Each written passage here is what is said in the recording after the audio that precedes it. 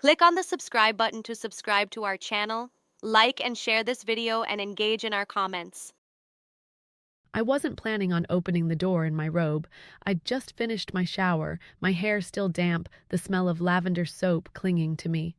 I thought I had the whole afternoon to myself. My husband, Daniel, had gone on a trip, something for work, something last minute, and he wasn't supposed to be back until Sunday evening. The knock came while I was folding towels, soft and steady, like someone who didn't want to be a bother. I looked through the peephole and blinked. It was Pastor Elijah. Of course I let him in. He smiled the way he always does, kind, calm, like he knew something the rest of us didn't. I pulled my robe a little tighter and stepped aside, gesturing for him to come in. "Pastor, this is a surprise. He said he was just in the neighborhood, thought he'd check in, said Daniel had mentioned the trip in passing after church last week, and he figured it might be a good time to pray with me. That's how he put it. Pray with you." It wasn't weird at first. He'd been to our house plenty of times, for dinners, birthdays, sometimes just casual visits. He was a friend to us both, more than a pastor. At least, that's how it had felt. We sat on the couch and talked for a bit, about church stuff, about how tired I looked, about how long it had been since Daniel and I had taken any time for ourselves. He noticed things, not in a creepy way, at least not then, just observant. At one point, I laughed a little too hard at something he said. I don't even remember what it was. Something small, something harmless. But it lingered between us. His eyes didn't leave mine, not right away. There was a flicker, quick, subtle, but I caught it. And I didn't say anything. I just tucked my legs under me and nodded like I hadn't noticed. Then he asked if he could pray. We stood, and he held my hands. His grip was warm and sure. He closed his eyes, started saying soft, low words about strength, about temptation, about loneliness. And somewhere in the middle of it, I felt something shift. I wasn't praying anymore. I was listening to his voice, to the space between us, to the way his thumbs moved gently over the backs of my hands. When he opened his eyes again, I didn't pull away. It was quiet. Still. I don't know how long we stood there like that. I don't even remember taking a step forward, but I must have because suddenly we were closer, close enough that I could smell the faint hint of mint on his breath, close enough to feel the heat of his chest. He reached up and brushed a wet strand of hair from my face. I let him, and that's when I should have stopped it. His fingers lingered just a second too long as he brushed that strand of hair behind my ear. I could feel my heartbeat tick up, steady but undeniable. It wasn't what he did. It was what he didn't do. He didn't back away. He didn't pretend it was nothing, and neither did I. I told myself it was innocent, that I was just grateful someone noticed me, cared enough to stop by, to check in, to see me, not just pass by me in the kitchen or call from the other room or ask if I'd paid the internet bill. Elijah looked at me like I was standing still in a world that kept moving too fast. Like I was still worth pausing for. "Would you like some tea?" I asked, but my voice came out soft, a little breathy. I hated how obvious it sounded, but he nodded like he hadn't noticed. "Tea sounds good," he said, and followed me into the kitchen. I moved around the counter, busying myself with the kettle, the mugs, pretending like I didn't feel the weight of his eyes on me. But I did. I felt it all the way up my spine, like a slow pull. I adjusted the tie on my robe again. It wasn't even coming undone. I just needed something for my hands to do. He leaned against the doorway, watching quietly. "You always smell like something gentle," he said after a moment. I paused. Gentle? Yeah, like clean laundry, or rain, or peace. He gave a soft laugh, then looked down, like maybe he hadn't meant to say it out loud. I didn't know what to do with that. No one had said something like that to me in years. Daniel loved me, sure, but there's a difference between love and noticing. Sometimes they go hand in hand, sometimes they drift apart. When the kettle whistled, I almost jumped. I poured the tea, my hands trembling just slightly, and set his mug on the counter. He took it, his fingers brushing mine again. Our eyes locked. There was so much space between what was right and what we were doing, and it was getting narrower by the second. I could have stepped back, could have changed the subject, could have excused myself to change clothes. But I didn't. I stayed there, still barefoot, still damp from the shower, robe pulled close around me but suddenly feeling paper thin. He sipped his tea. Then, out of nowhere, he said, "Has Daniel told you lately how lucky he is?" I blinked. "We don't really talk like that anymore." "Why not?" I opened my mouth but didn't know what to say. What could I tell him? That Daniel and I had grown distant, that our conversations had turned into checklists, that the passion we used to have was now buried under dishes, bills, and early bedtimes? Instead, I said, "I don't know." He stepped closer, not touching me, not yet, but closer than he needed to be for a casual chat over tea. "I'm sorry," he said, and he sounded like he meant it. "That must feel lonely." That word hit deeper than I expected. I swallowed hard. Sometimes. That was all it took, that one word. His hand came up again, gentle, slow, and cupped the side of my face. Not in a hurry, not forceful. Just there, warm, steady. "I would never," he started, then paused. "I mean, I know what this looks like, and I would never disrespect your marriage, or you. I care, more than I probably should." I felt it again, that thrum in my chest. That electric stillness between us. Elijah. I said his name like a warning, but it didn't carry much weight. "I should go," he said, and yet he didn't move.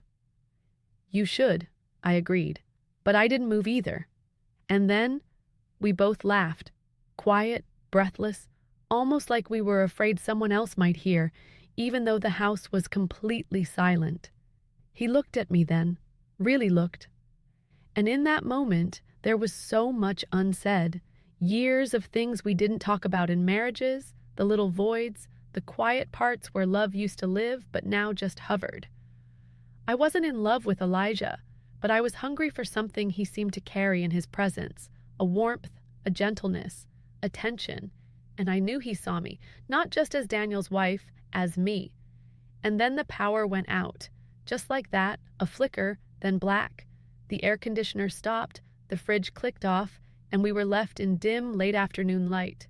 I fumbled for my phone, but I knew where the candles were. I went to the drawer by the microwave, found the box, and lit one.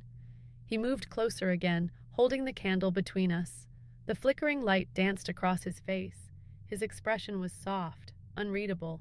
We were too close again, and this time neither of us pretended otherwise. "If I kiss you," he whispered, "would you stop me?" I didn't answer. I couldn't, but I didn't kiss him either. Instead, I stepped back just a little, enough to make the silence feel louder. He closed his eyes and exhaled slowly, like he was grounding himself. When he opened them, I saw something shift in him. Maybe it was guilt, maybe it was restraint, maybe both. He set the candle down carefully on the counter and whispered, "I'm sorry." I nodded, but the apology didn't undo what had happened between us, and it definitely didn't prepare me for what was about to happen next. He turned to leave. I watched him walk toward the door, slow and quiet, like he was trying not to wake something up. My heart was pounding, and my fingers were still warm from where he'd touched me. Then I heard the sound. Keys. At the door. I froze. Elijah froze too. There's a kind of panic that doesn't scream, it just spreads, wide-eyed and breathless. I looked at him, and for one long second we were both still, listening, hoping we were imagining things, but we weren't. The key twisted in the lock, the door clicked open, and Daniel walked in. He wasn't supposed to be back until Sunday night. That was the plan. That was the schedule. But there he was, suitcase in one hand, phone in the other, brows slightly furrowed like something didn't sit right the moment he stepped inside. I hadn't even moved.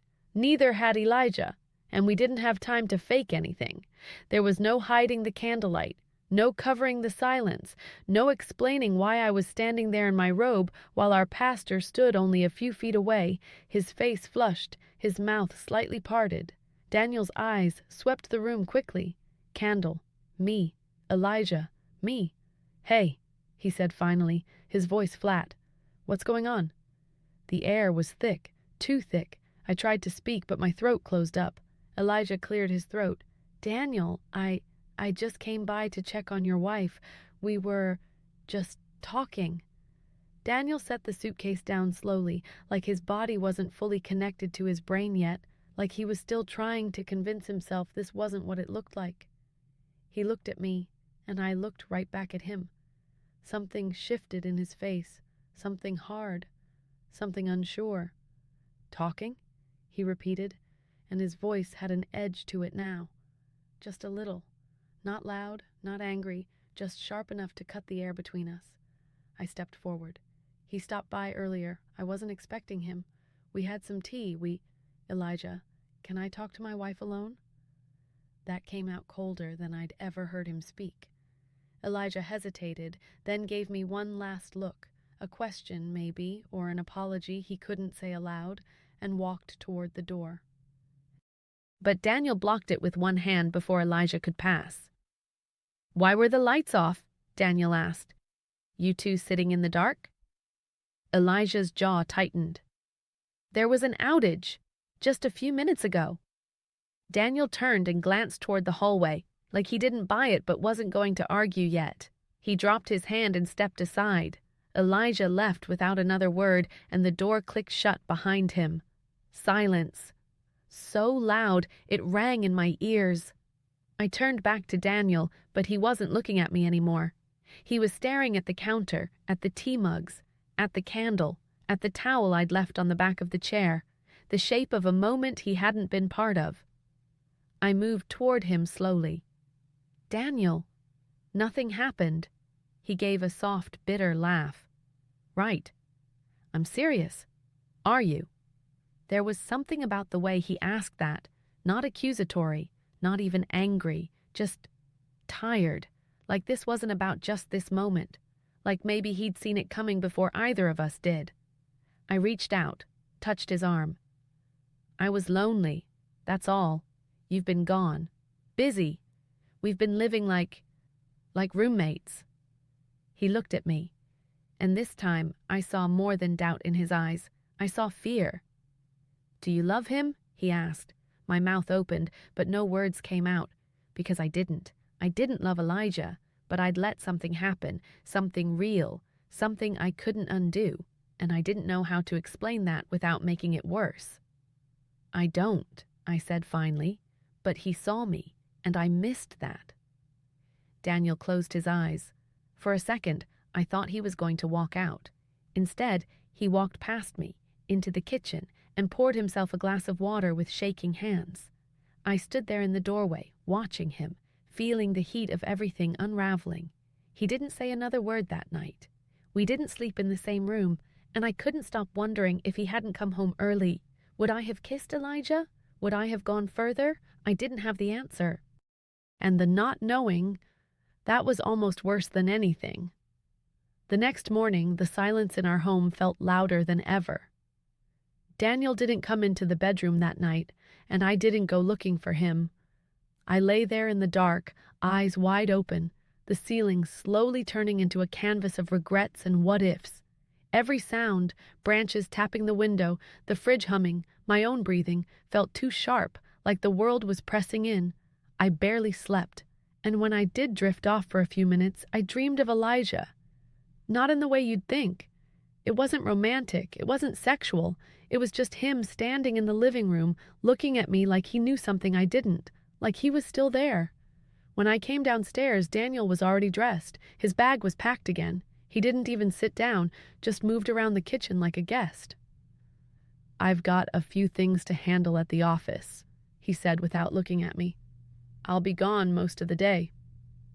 It was his way of saying, I don't want to talk, and I didn't blame him, but something inside me wouldn't let it go that easily. Daniel, I said quietly, I know how that looked last night, but you need to hear me when I say, nothing happened, not really. He finally turned to me. Not really? That stung. I mean, No lines were crossed. We didn't sleep together. We didn't kiss. We didn't even touch. Not like that. He looked at me long and hard. That doesn't make it better. I didn't know what to say to that. He was right. He grabbed his keys and paused by the door. And the worst part is, you didn't look surprised to see me. You looked caught. Then he walked out, and just like that, everything I'd been trying to hold together cracked. I sat down on the edge of the couch, hands trembling, my robe still hanging from the hook by the stairs, like a quiet reminder of the moment everything shifted. That evening I stayed home.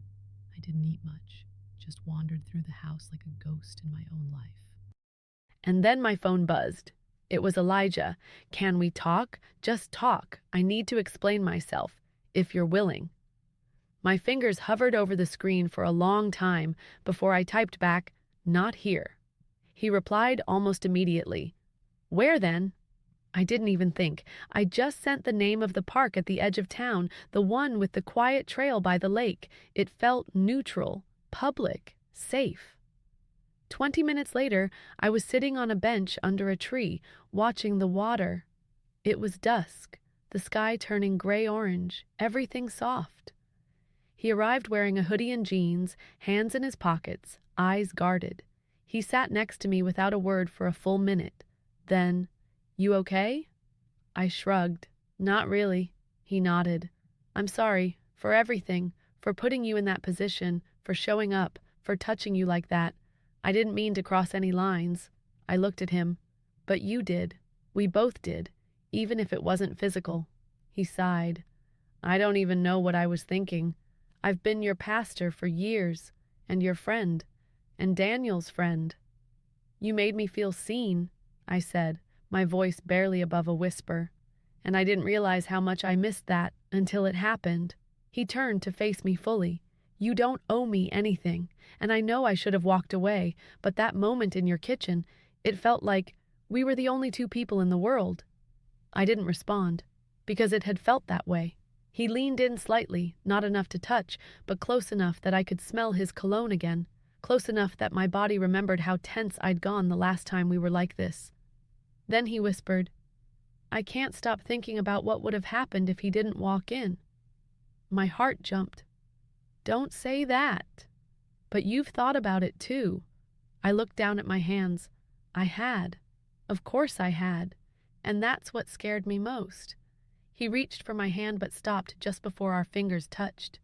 You deserve to feel wanted, to feel alive again. And if Daniel's not doing that... Elijah. He went silent. I stared out at the lake. My voice came out thin. I can't do this.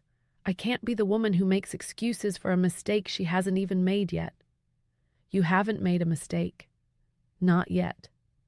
That word hung between us like fog. Not yet. We sat there until the sun dipped out of sight, and when he finally stood up to leave, he didn't try to hug me, didn't reach for me, just nodded once, then walked away. But the part that shook me? I wanted him to turn back, and when he didn't, that ache stayed with me all night. I didn't sleep that night, not even a little. I just kept pacing the bedroom floor, then sitting at the edge of the bed, then getting up again. I kept hearing Elijah's voice in my head. You haven't made a mistake. And the way he didn't look back when he walked away, like he was leaving something unfinished on purpose. Daniel didn't come home, no call, no text. And I didn't reach out either because I didn't know what to say, not to him, not to myself. The truth sat in the center of my chest like a weight I couldn't move, the kind that hurts more the longer you try to ignore it. By morning, I was a mess, eyes puffy, stomach in knots, wearing the same clothes I'd worn the night before. And then I heard the knock, 3 firm taps at the front door. I froze. Part of me hoped it was Daniel, that he was back, and we could fight it out, cry it out, anything but this silence. But when I opened the door, it wasn't him. It was Elijah. Damp hair, tired eyes, same hoodie from yesterday. He looked like he hadn't slept either. I shouldn't be here, he said right away. I know that. I stepped aside anyway, and he walked in without another word. We stood in the middle of the living room like we were back in that moment again, right before the door opened. Except this time, there were no candles, no tea, just heavy, raw air. I can't stop thinking about you, he said quietly. I've tried. God knows I've tried. Elijah, I started, but he stepped closer. No, just let me say this. I'm not here to cross a line, I swear, but I need you to know something. He swallowed hard. I never looked at you like this before, never, but something changed. And I don't know if it was the loneliness in your eyes or the way you held everything in, but the more I noticed you, the more I couldn't stop noticing. He looked like he hated himself for admitting it. I think I could fall in love with you, he whispered, and my heart cracked, because in some twisted, unspoken way, I felt it too. I looked down, afraid of what might happen if I looked him in the eyes any longer. But then, before I could say a word, the door behind us opened. Daniel. He walked in slowly, saw us standing there, and stopped cold. This time, there were no candles, no touching, but the energy in the room was loud, too loud to explain away.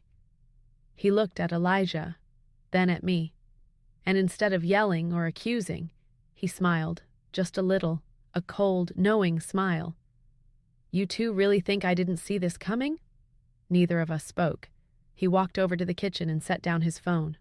Calm, collected, too calm. I saw the signs, he continued. The distance, the way you started texting less, the way you looked at me when I came home early, like I ruined something. Elijah just came to... Daniel raised a hand. Don't insult both of us with excuses. Then he turned to Elijah. You know, for a man of God, you've got a funny way of showing restraint. Elijah didn't what? Daniel cut me off again. Didn't sleep with you? Not yet, right? Elijah took a step forward. Daniel, I think you need to calm down. Daniel laughed. Calm down? You're standing in my living room telling my wife you might be in love with her, and you want me to calm down? That's when I saw it. His hand. It was shaking, but not with rage, with control. He was holding something back. Elijah, maybe you should go, I said quietly. Daniel turned to me, eyes cold. No, let him stay. Let's all be honest here. Elijah was already backing toward the door. This was a mistake. I shouldn't have come. Daniel's voice dropped. Yeah, well, a lot of mistakes were made this week. And just as Elijah opened the door to leave, Daniel picked up his phone again. He tapped the screen, then looked at me. You might want to check your email, he said. I blinked. What? He smirked. I figured if we were going to be honest, the whole church should hear it too. My stomach dropped. Elijah's not the only one who records his sermons, he added, and I've got audio from the kitchen, from the night I walked in. My blood went cold. You didn't. Oh, I did. And then he walked upstairs, calm, too calm. Elijah looked at me from the doorway, face pale, lips parted in disbelief. We stood there frozen, waiting, wondering. And that's when my phone vibrated, a new message from the church board, subject line, urgent, regarding allegations and recorded conversation. I didn't even open it, because I already knew everything was about to come crashing down. And the worst part? This wasn't the end. It was just the beginning. If you want more real, emotional stories like this one, stick around. You might just hear one that hits close to home. Subscribe for more.